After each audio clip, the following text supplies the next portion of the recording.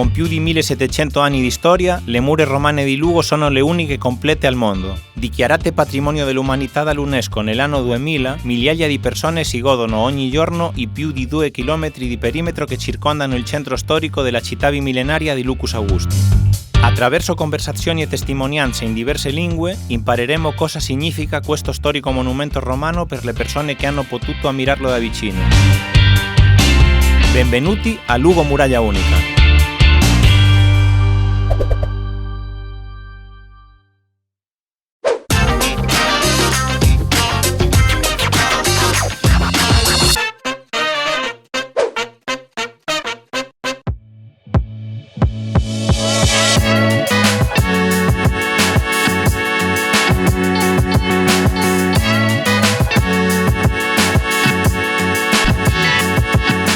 Qual è stata la tua prima impressione quando sei arrivata a Lugo e hai visto le mura? Molto positiva, perché possiamo dire che la muraglia è stata la ragione per la quale ho deciso di venire a giocare qui, perché mi ha ispirato tantissimo, è stata la prima cosa che ovviamente mi hanno consigliato di visitare. L'ho visitata con mia mamma a passeggio e mentre camminavamo e potevamo goderci tutto il panorama dall'altezza della muraglia è stato molto speciale. E è stato un ricordo che si è impresso e ha avuto un significato e ho pensato, ovvio, il mio lavoro è giocare a pallacanestro, però vorrei sfruttare al meglio questa possibilità che ho di spostarmi e quale modo migliore c'è di venire qui a Lugo e approfittare di questa città storica molto importante. Ti dicevo prima il fatto, no, che a Lugo abbiamo le uniche mura romane complete al mondo e anche la muraglia più antica completa al mondo.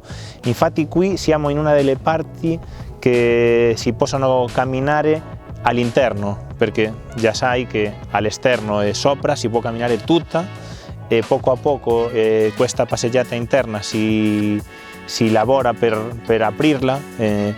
E infatti dopo passeggeremo per la parte esterna dove 60 anni fa c'erano anche edifici e adesso la muraglia la conosciamo pulita, possiamo dire, perché c'è stata un'operazione chiamata muraglia limpa, muraglia pulita, per distruggere gli edifici attaccati all'esterno.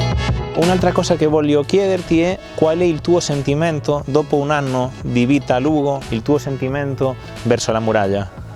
Beh, io ho un attaccamento molto forte comunque, perché la muraglia rappresenta bene o male tutta la considerazione che io ho della città. Come ti ho detto, è stata fonte di ispirazione per la decisione finale lavorativa, però è anche il mio presupposto, il presupposto che uso per portare amici e famiglia qui a fare una visita, perché ovviamente le persone dicono vivi al nord, vivi in Galizia e pensano molto spesso a città come Santiago, il Cammino di Santiago. Io faccio, guarda, a Lugo ci passa, nel senso, perché non vieni a approfitti della bella esperienza che comunque si riallaccia anche a qualcosa di più conosciuto, no? Come il cammino.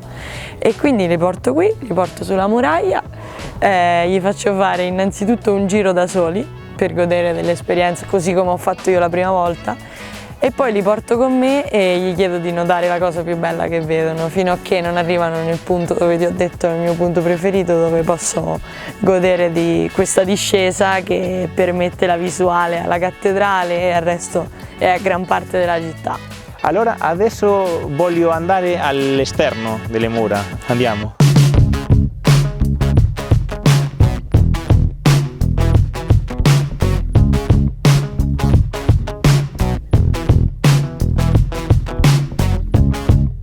Qui voglio raccontarti un po' la storia delle mura, perché è un luogo dove possiamo parlare molto dell'evoluzione delle mura, perché qui 50 anni fa c'erano edifici attaccati alle mura, come ti ho detto prima, e in questa parte che ancora abbiamo le macchine che passano, come vedi, 60 anni fa era la strada nazionale sesta della Spagna, allora passavano tantissime macchine, un traffico molto pesante, che è stato molto malo per le mura, perché, come dire, ha sofferto più la muraglia nel secolo XX che in tutta la storia per le macchine, e adesso siamo nel processo di farla per i pedoni. Hai visto già che nella tua porta, la porta di San Pietro, stanno già facendo pedonale questa zona, e sicuramente nel futuro anche questa, anche tutta la muraglia sarà pedonale. Se vedi fotografie delle mura di 50 anni fa, il cambio è stato grandissimo, e in più se ti dico che questa muraglia come la vediamo adesso nell'epoca romana era quasi il doppio di altezza, e l'aspetto era bianco perché era tutta coperta di cal, e dicono che sicuramente con questo materiale sarebbe molto visibile anche da molto lontano. Sì, perché con il riflesso del sole bianca, immagina come sarebbe, no?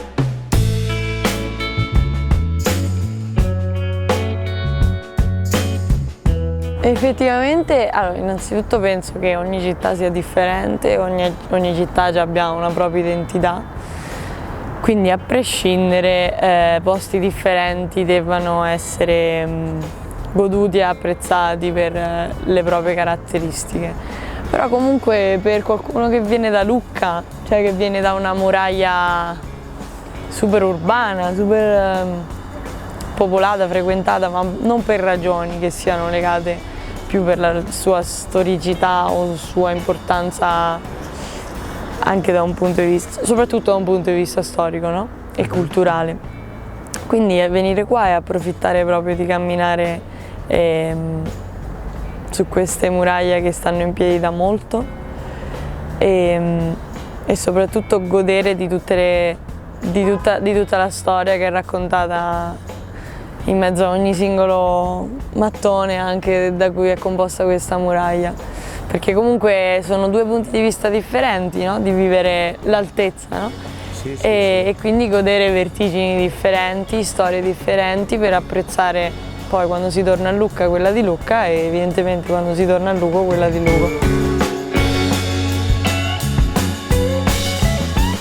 È stata una bellissima esperienza, e partecipare a qualcosa di veramente importante come proseguire una cultura che va avanti già da tantissimo, quindi solo partecipare a questa cosa è un privilegio, quindi assolutamente.